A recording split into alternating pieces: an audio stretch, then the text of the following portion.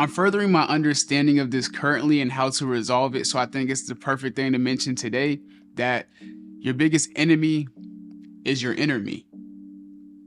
And it's mostly rooted in the fact that we can view ourselves as the illness, but rather we're the cure. Many times you view yourself as the illness when you're actually the cure. It's when you stop looking at yourself as the problem or something that you must overcome. It's when you stop looking at yourself as you versus you, but rather you and you. When you stop looking at yourself as your biggest hindrance and rather your biggest helper. When you stop looking at yourself like someone that hates you, but rather someone who loves you. When you start becoming a helping hand to you, that you realize it's not you particularly. Like, you are willing to do the new thing. You have this new vision that you actually do want to pursue. It's something in you that does want to pursue such a thing. But it's the previous version of yourself who is just very uncomfortable in the new experience and is unwilling to go into the new places. And this is why I always bring up the thing that you must let your previous self go. I think I have a couple of videos talking about it, and maybe one literally a long time ago that says, let the old you die. And it's just simply being willing to shed off the old skin, being willing to let your previous self die because it's holding you back. Like, if you could literally have a visual for yourself and look at the previous version of you holding you back, not allowing you to go to where you're trying to go. That's literally what's happening.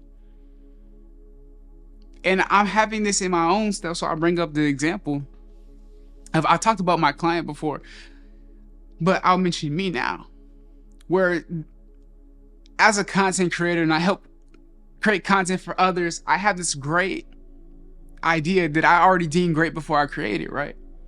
That I know would be relatable, that I know would bring others closer, that I know people would want to share it, and it would give God the glory, most importantly. But it's new.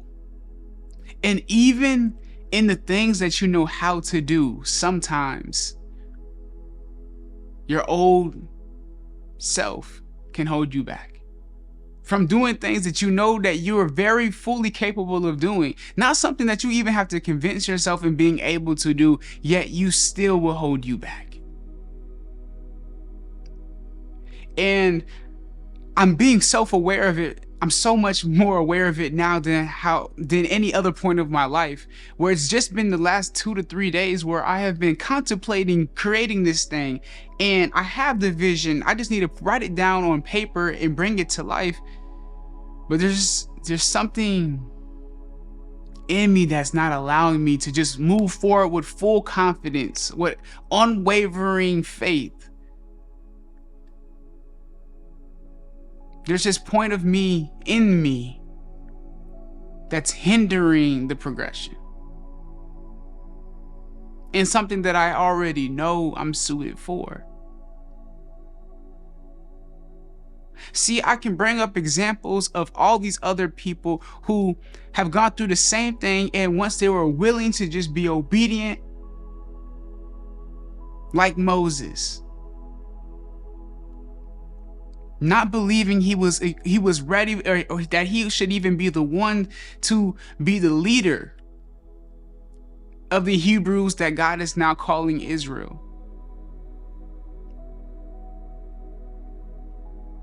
To lead them to the promised land, to get them out of slavery, to help them cross the Red Sea. Like, he doesn't even believe that he should be the one God is calling.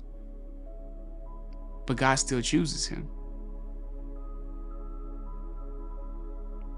And even when he tries to talk himself out of it, God provides more help. God provides more guidance. God provides more and more and more, so more signs, more miracles, more wonders, so that he knows that he's not alone in doing such a thing.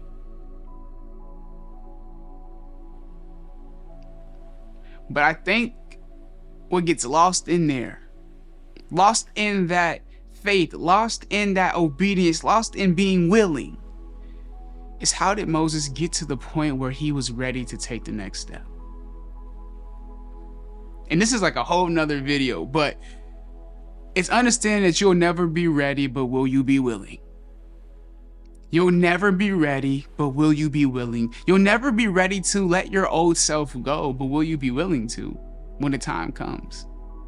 Will you be willing to cut off the weight holding you down so that you can elevate? Will you be willing to shed the old version of yourself so you can step fully into this new experience? Will you be willing, not will you be ready? You won't. There's never going to be the optimal time. There's never going to be this exact moment where you just know. You just have to be fully self-aware to know when you're holding you back, when you're getting in your own way, and that's why God's having trouble making one for you. Because if you can get out of the way, God can create a way. He tells us in Psalms and in Isaiah that He'll create roads in the wilderness and rivers in the desert and make them known to you. Imagine that.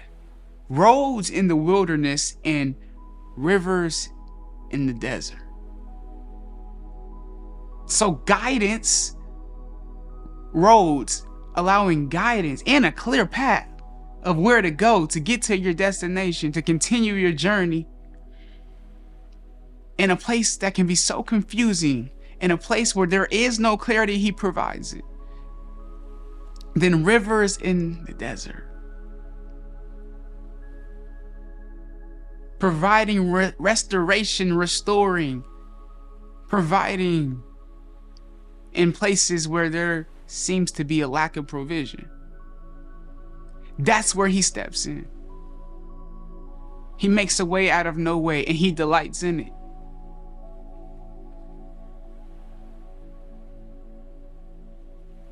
But we must first get to that point where we're willing. And I find that being willing just is not actually that hard. Truth be told, it's not actually that hard. But I think the thing is, before you can be willing, you must be willing to surrender. Like, before you can be willing to take the next step is realizing that there's a path for me, made for me, and I have to surrender and submit onto the path. I say it all the time that the journey knows that it's worth taking, but do you? And it's understanding now that I know that this is the journey, regardless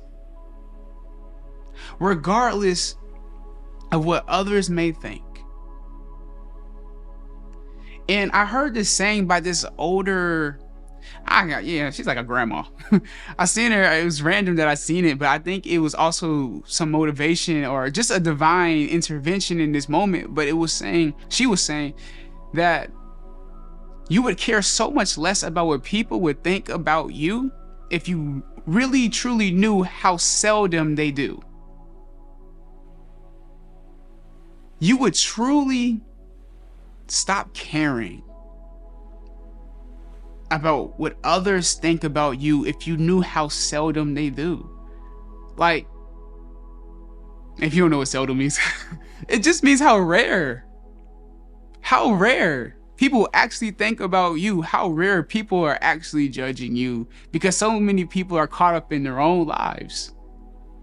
Caught up probably overthinking about how other people are thinking about them, which holds us up so much. How can we can already unqualify ourselves out of positions that God is calling us to, or out of the places and spaces, just like Moses was trying to do to himself when God was calling him? He said, Lord, I am not the one. He said, choose any other person but me.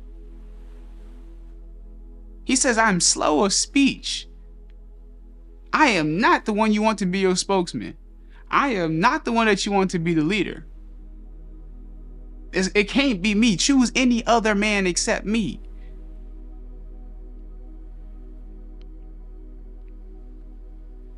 But now it's time for us to step into this calling with confidence, because I don't think that gets mentioned enough. I think we humble ourselves down so much that we think that we're not meant for anything. But it's stepping into the calling with confidence, not necessarily always because you know that you're prepared for everything, but knowing that God will equip you on the way. Knowing that the Lord will direct your steps on the way. He will provide the guidance and the clarity that you need to be able to conquer anything that's coming your way on your way. That motivation doesn't always come before you do the thing, but rather while you're doing it. That the inspiration and everything that you're seeking before you start actually happens while you're on the journey. It's actually what you find on the journey. See, you can't find the roads that God is building in the wilderness until you get in the wilderness. You can't see all of the provisions in the rivers that God is placing in the desert unless you're willing to go there. Many of us disqualify that we should even go there because we're not prepared, or because we're afraid of the trials that will come, and surely they will. But that's why James chapter 1 verse 2 tells us to count it all joy, because when our faith is tested, it produces patience. Letting patience have its perfect work in us so that we would be perfect and complete, lacking nothing. Don't take my word for it. Read it for yourself.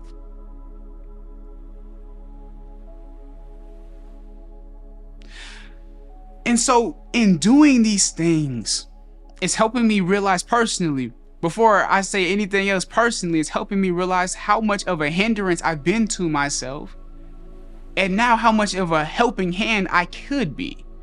Because rather looking at myself as the illness, I can step in and be the cure. And so can you. It's the decisions that we choose to make on the daily that leads us either further or headed the other way.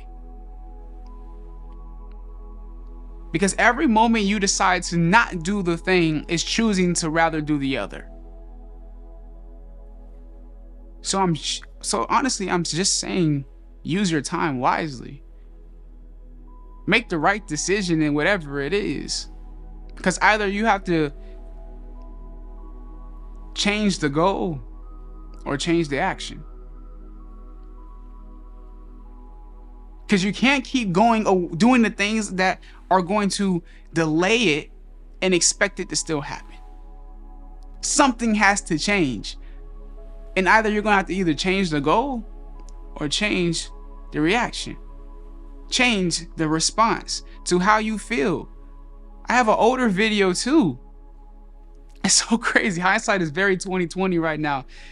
And it just says, don't let your feelings determine how you act. Many times we're so reactionary rather than responding. When you give yourself the ability to, when you not even give yourself, you have it. When you come into agreement that your responsibility is your ability to respond, then you can choose the right option for yourself. But when you're just reacting to something, it's based on how you feel in that present moment. And sometimes that is not the proper response.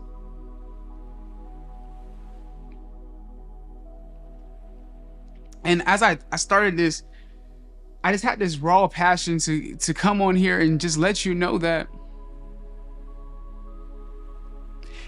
it's okay that it's uncomfortable. Lean in it. Because to articulate it in a better sense, Even if it feels uncomfortable, don't let the feeling stop you.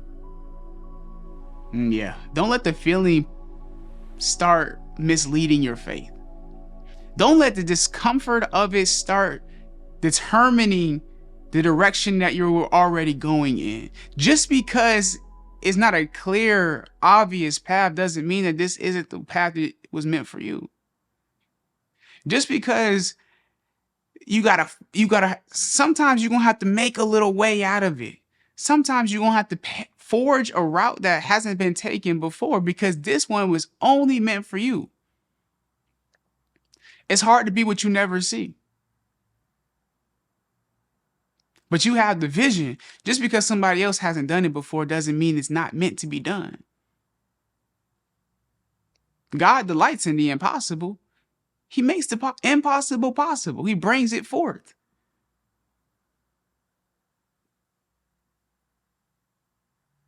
Delight in it. I can't tell you anything else. Besides, lean into the discomfort and get comfortable being uncomfortable, because in every new space, learning something new is always uncomfortable. Doing something new is probably even more uncomfortable than the learning. But be willing. Because you do it once and you do it again, and it just gets easier and easier and easier, because you get more what? Comfortable with it. It's hard to do something for the first time, but give yourself grace because it's the first time. Don't judge yourself prematurely. Don't judge yourself prematurely.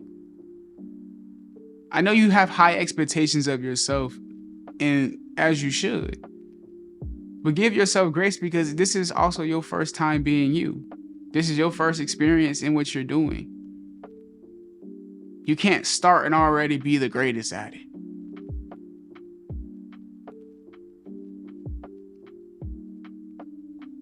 It's your first time being you. So yes, your biggest enemy is your inner me, until you decide that rather it be your enemy, that it be your friend. Rather than being an enemy to yourself, why not just be your friend? Why instead of being in competition with yourself, that you are rather just co-captaining, just doing it along with yourself, you and you, instead of you versus you. Be the helping hand that you know you've always needed and probably always wanted. But now I just feel like I'm talking in circles. So if I appreciate you if you made it to the end of this video. And like I said, it's something that I'm learning for myself. Not a previous or a new thought, but rather new experiences, bringing that old feeling of discomfort that you thought you got over once you did this, and now all the new things. And this is a year of just doing new things for me. A year of just conquering fears.